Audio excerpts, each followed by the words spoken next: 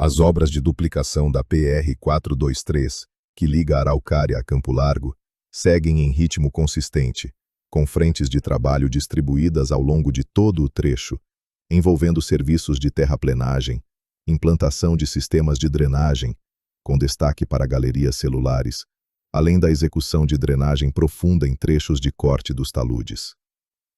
Neste momento, os trabalhos se concentram em pontos estruturais importantes.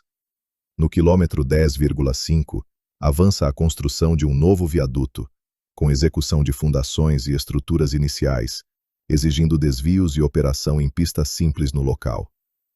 Já em Campo Largo, na altura do quilômetro 29, seguem as escavações para a fundação de outro viaduto, com interferências no acesso à rua João Stucas. Outro destaque é a duplicação da ponte sobre o Rio Verde.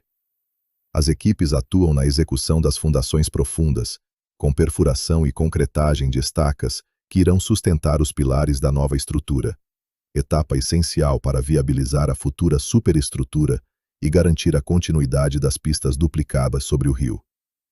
Também está em implantação, no quilômetro 15, o novo posto da Polícia Rodoviária Estadual, que irá reforçar a fiscalização e o atendimento aos usuários ao longo do trecho. Com cerca de 26 quilômetros de extensão e investimento estimado em R$ 230 milhões, a duplicação da PR-423 avança como uma das principais intervenções rodoviárias da região, consolidando um corredor mais moderno, seguro e eficiente para a conexão entre Araucária, Campo Largo e os principais eixos logísticos do Paraná.